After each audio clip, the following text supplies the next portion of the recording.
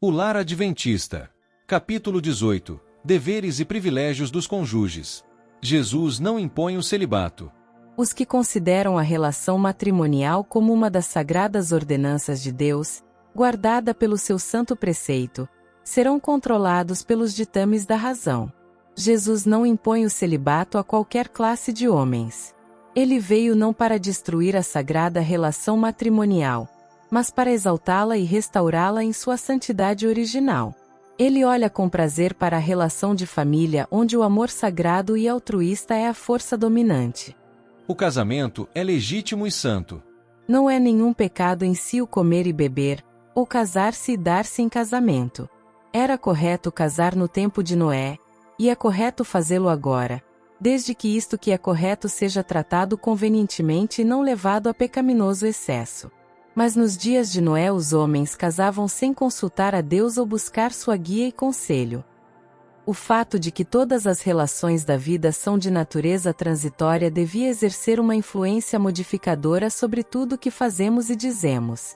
Nos dias de Noé foi o amor desordenado excessivo daquilo que era em si mesmo legítimo quando usado com propriedade que tornou o casamento pecaminoso aos olhos de Deus. Há muitos que estão perdendo a alma nesta época do mundo por se deixarem absorver por pensamentos de casamento e na relação matrimonial em si. A relação matrimonial é santa, mas neste século degenerado encobre violências de toda espécie. Dela se tem abusado e ela tem se tornado um crime que agora constitui um dos sinais dos últimos dias. Tal como nos dias anteriores ao dilúvio o casamento, tratado como foi, tornará-se então um crime. Quando a natureza sagrada do casamento e seus altos propósitos são compreendidos, será mesmo agora aprovado pelo céu, e o resultado será felicidade para ambas as partes, e Deus será glorificado. Os privilégios da associação matrimonial. Os que professam ser cristãos devem ponderar então devidamente o resultado de cada privilégio das relações conjugais, fundamentando cada ação em santificado princípio. Em inúmeros casos os pais têm abusado de seus privilégios matrimoniais, e pela condescendência têm fortalecido suas paixões sensuais. Evitar excessos. É o levar ao excesso o que é lícito, o que o torna grave pecado.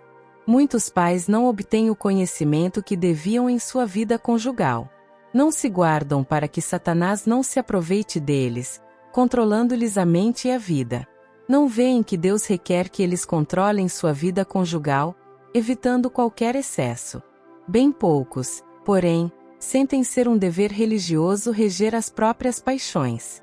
Uniram-se em matrimônio ao objeto de sua escolha, e daí raciocinam que o casamento santifica a condescendência com as paixões inferiores.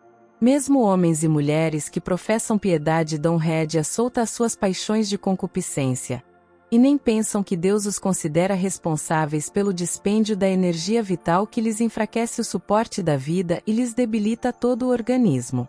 Abnegação e temperança. Se eu pudesse fazer todos compreenderem sua obrigação para com Deus, quanto a conservar a estrutura mental e física nas melhores condições, a fim de prestarem serviço perfeito a seu Criador. Refreie-se a esposa cristã, tanto por palavras como por atos, de despertar as paixões sensuais do marido. Muitos não têm absolutamente forças para desperdiçarem nessa direção. Desde sua juventude têm enfraquecido o cérebro e debilitado sua constituição em virtude da satisfação dos apetites sensuais. Abnegação e temperança, eis o que devia constituir sua divisa na vida conjugal. Estamos sob solenes obrigações a Deus de conservar puro o espírito e sadio o corpo, para que possamos ser um benefício para a humanidade e render a Deus perfeito serviço. O apóstolo pronuncia estas palavras de advertência. Não reine, portanto, o pecado em vosso corpo mortal, para lhe obedecerdes em suas concupiscências. Romanos 6, verso 12. Ele nos anima a avançar dizendo que todo aquele que luta de tudo se abstém. 1 Coríntios 9, verso 25. Exorta todos que se dizem cristãos a apresentarem o seu corpo como sacrifício vivo, santo e agradável a Deus. Romanos 12, verso 1. Diz ainda: Subjugo o meu corpo e o reduzo à servidão, para que, pregando aos outros, eu mesmo não venha de alguma maneira a ficar reprovado. 1 Coríntios 9, verso 27. Não é um amor puro o que leva um homem a tornar sua esposa instrumento para servir a sua sensualidade. É a paixão sensual que clama por satisfação.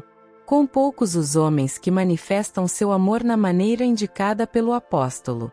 Como também Cristo amou a igreja e a si mesmo se entregou por ela, para não poluí-la, mas a santificar, purificando-a, para apresentar, santa e irrepreensível. Efésios 5, versos 25 a 27. Tal é, nas relações conjugais, o amor que Deus reconhece como santo. O amor é um princípio puro e santo, a paixão sensual, porém, não admitirá restrição, e não será ditada pela razão ou por ela controlada. É cega às consequências, não raciocina de causa para efeito. Porque busca Satanás debilitar o autocontrole.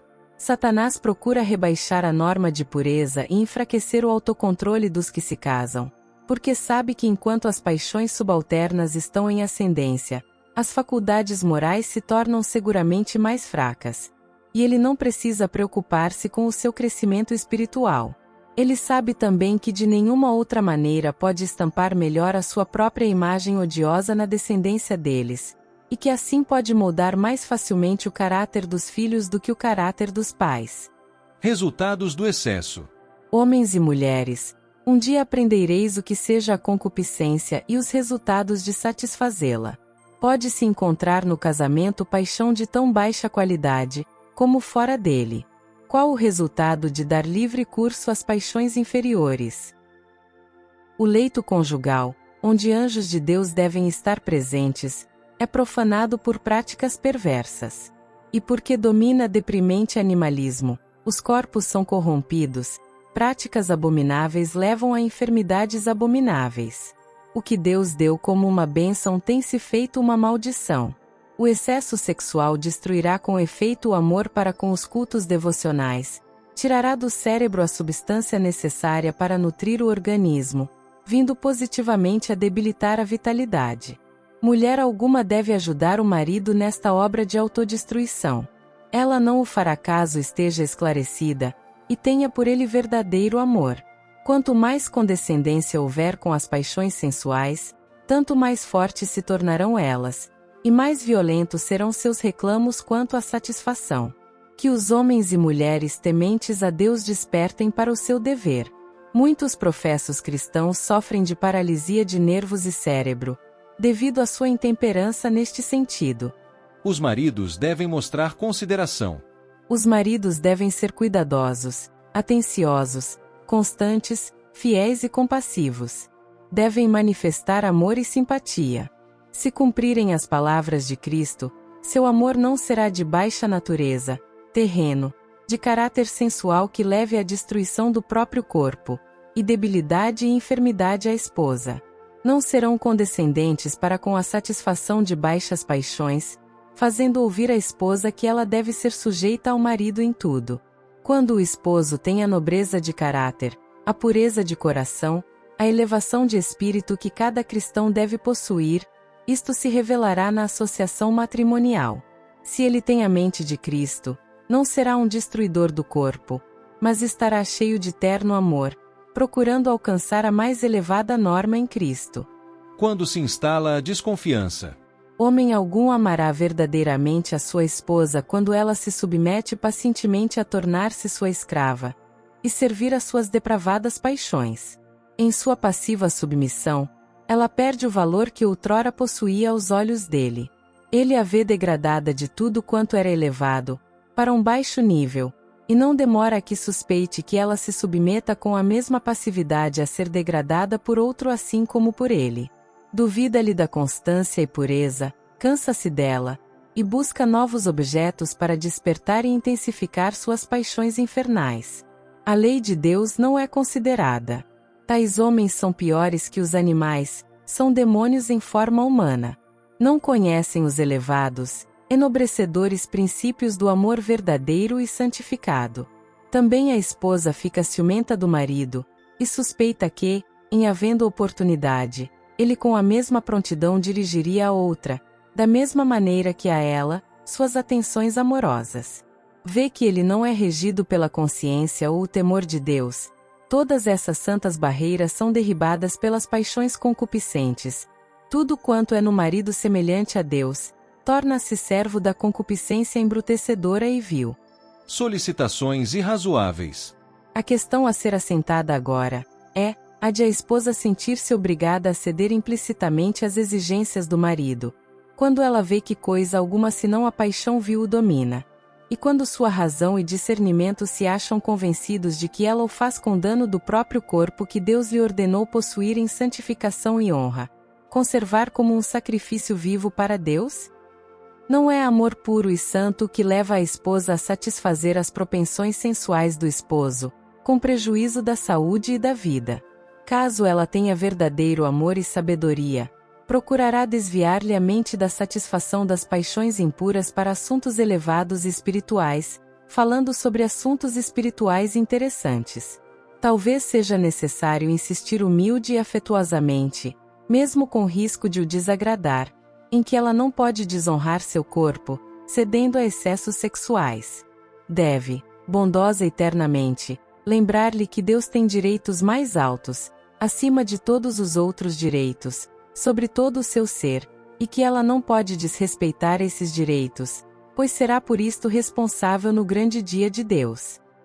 Caso ela eleve suas afeições, e em santificação e honra conserve sua pura dignidade de mulher, poderá por sua sensata influência, fazer muito para santificar o marido, cumprindo assim sua alta missão. Por esta maneira de agir, ela pode salvar tanto o marido, como a si mesma, realizando uma dupla obra.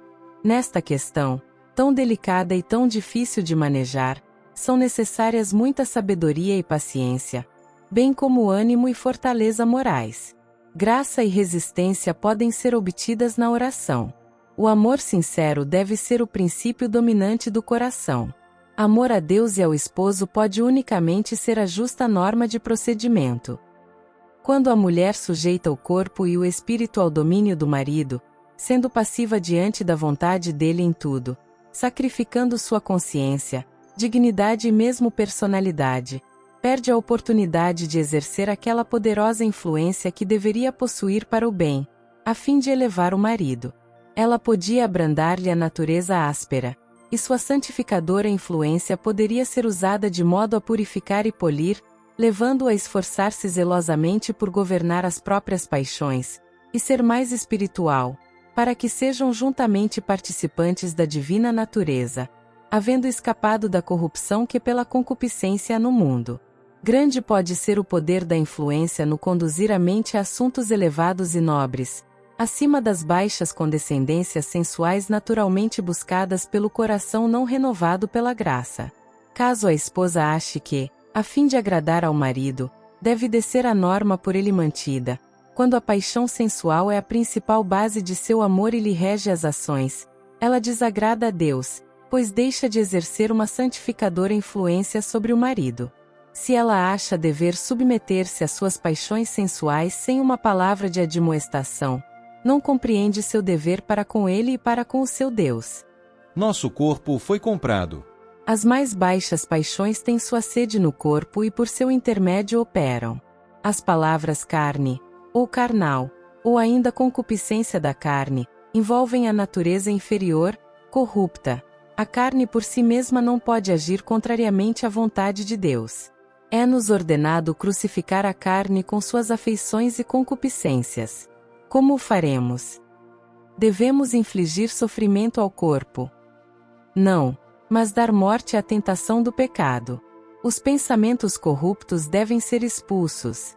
Todo o pensamento deve ser levado cativo a Jesus Cristo. Toda propensão animal deve ser sujeita às faculdades mais altas da alma.